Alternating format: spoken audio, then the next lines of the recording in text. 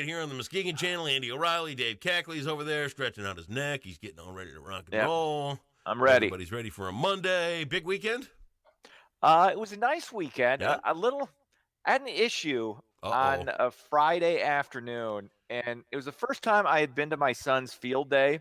Max is 8 years old, wrapping up second grade. I was really looking forward to it. And God bless Northview. I love the school.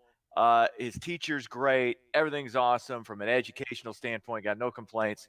Field day, though. When you and I were kids, field day was basically kind of like a little mini Olympics. It was great. It was like, you got to run around the track. You had the 50-yard dash, 40-yard dash, 75-yard dash, 100-yard dash. You'd have broad jumps.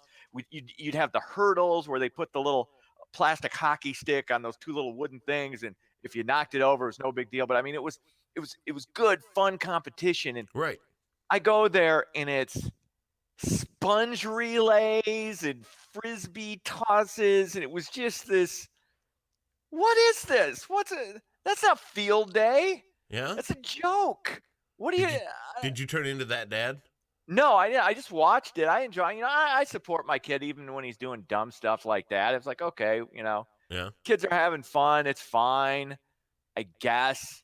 And it was like this group against this group, so it's like you didn't have individual winners, really. Right. And it was kind of where we don't want. God forbid you foster competition between children. We don't want any of that. Right. Oh, good Lord, no. Right. We can't have an 8-year-old feeling bad that he lost. Well, no. I mean, I came in sixth. I got like I don't know how many sixth place ribbons. Right. For but that you got to learn how to lose and then how to get better. Right. It's this trying to foster this kind of. Everybody wins and everybody feels good about themselves. I get it to a point. Your heart's in the right place, but I don't think you're really. I don't think it benefits kids doing that. But that was if that's the only complaint I have about my kids' school experience is that I think his field day sucks. Things are pretty good. Okay. Things are pretty good. All right. Well, good. That was just other than that, it was baseball and playing catch all weekend with Max, and that's always fun. Yeah. Always a good dad. Always feel like a good dad doing that thing. Right. So, that's cool. Plus, it doesn't cost anything. And it doesn't cost nothing. You're right. Right. There you go. That's it right there. I have to take him to the movies and get him popcorn and candy. And although, you know what, at his baseball game this weekend, this was my weekend to do treats. You got to give the kids treats. And man, I'm telling you, I had like the diabetes value pack. I mean, I got these kids. Oh man, I got them Twinkies and Hostess cupcakes, nice, and Capri Sun, and then I mixed in to just give them a little salt. I gave them like cheese and crackers and and bacon and cheese and crackers. Nice. It was I kind of went all out. Yeah, we go to our one grandson Carson's ball games, and they're all eating, organic this and organic that. Oh God, yeah, no, popcorn, nothing organic. It's like, yeah, what? Ugh. Those kids didn't sleep all weekend, man. I'm telling you, no chance. Yeah, I went Hostess. I didn't do none of that knockoff brand stuff. No, none of the Mrs. Freshly's. No, right. So you laugh because you know what I'm talking about. Yeah, I know. Yeah. Local brand cookies, Jim's cookies, whatever. Do some news, would you? Let's get into it. A magnitude 5.5 earthquake shook the Kilauea summit in Hawaii on Sunday afternoon. The quake occurred just before 4 p.m. local time, sending ash 8,000 feet into the air. There were about 500 quakes in the summit area of Kilauea over the weekend. Didn't cause a tsunami warning, so that's good. But, man, Hawaii's been dealing with it's weird that all that stuff happening in Hawaii. That's not good. No. I mean, that's where everybody's dream spot. Everybody wants to go to Hawaii. Nobody wants to go to Hawaii now. Well, I'll tell you what. Hawaii's volcanoes are dangerous. Mm-hmm. That's how land forms. That's how the earth does its thing. But I'll tell you what, and I wrote about this a little bit last night on Facebook because I'm not your average television viewer. I watch a lot of documentaries. I watch a lot of history stuff and all that kind of thing. what we're seeing in Hawaii right now is dangerous, but on the grand scheme of things, when it comes to the Earth and dangerous volcanoes, do you know what the real danger is? What? Yellowstone. When Yellowstone goes, heard that. When Yellowstone goes, we're done. That's it. That's it. Because what happens is a volcano is like you see in Hawaii. It's a cone, right?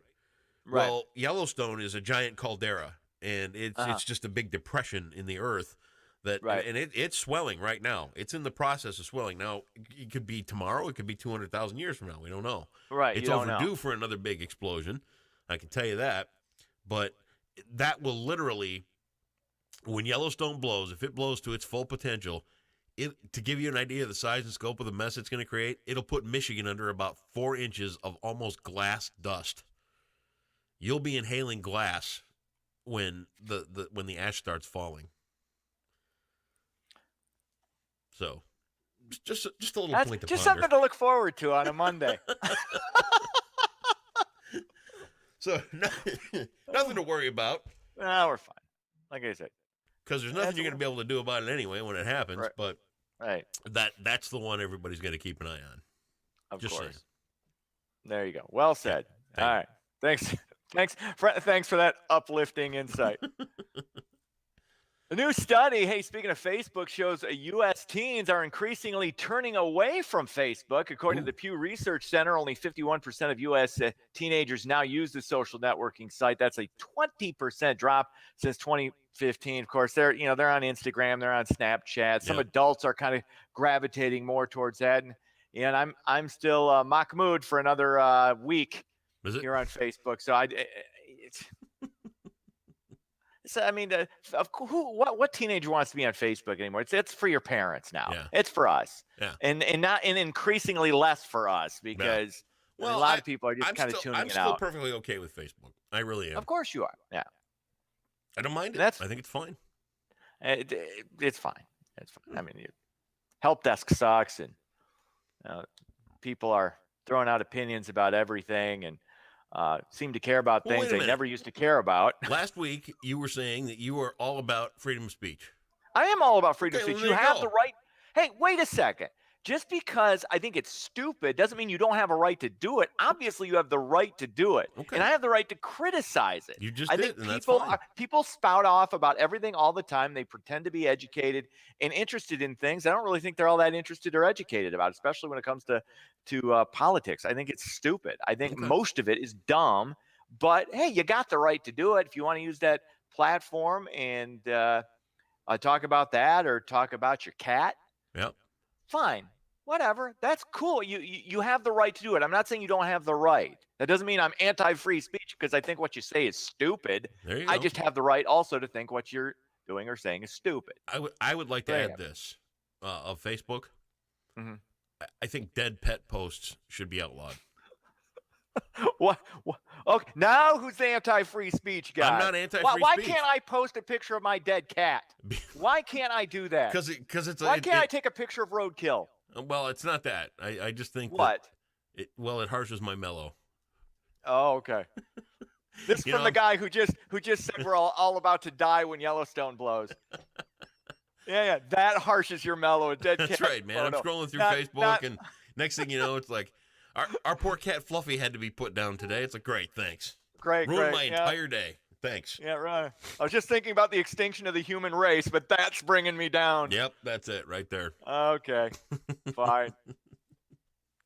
Over a dozen people were arrested in the OC over the weekend. Law enforcement in Hart Township busted an illegal cockfighting ring. Suspects are being charged with felony animal fighting. 35 live roosters were involved either in pens or actively fighting. No names have been released, but the OC. Man, what do you mean by OC? Oceana County. Oh my God, really? OC. Yeah, it was Oceana County. Ooh. It's crazy. We got this gambling thing. I mean, states are going to be legalizing sports gambling across the board. I mean, Michigan is going to be one of the first states that basically says, all right, you can bet on anything. I think for some people, it's not getting here quick enough because they got to bet on cockfights. But Man, it's amazing to me. I mean, I'm a degenerate gambler. Don't get me wrong. Well, you knew that. But I ain't going to underground cockfights. No? That's where I draw the line. Okay. You don't think I have a line sometimes. That's my line. That's your line. I mean, I have bet on Little League baseball games and basketball games with friends. We used to bet. Me and a buddy of mine used to bet on this train race that his niece and nephews were having. We were on like $5 a race for these little toy trains going around the track. I got that. I got $5 on the blue one. I got 10. Okay, 2-1 odds. I mean, crazy stuff like that. But now, no illegal cockfighting rings. Unbelievable. Once again, you got to draw the line. Good for you. Finally, gas prices have dropped in Muskegon and Grand Rapids over the past week, but they're expected to rise. The average price in both Grand Rapids and Muskegon is around $2.94, but expect that to jump later on this morning, depending on when you listen to this podcast. Probably by around 10 o'clock, it's going to jump past the $3 mark. Statewide average is around $2.99, so there's always that little course correction when you see a drop in gas prices, and then Patrick DeHaan from Gas Buddy is saying, look for it to jump back up. The course correction. Yeah, of course. I don't know. That's what they call it. Course correction. Care. Right. They call that price gouging.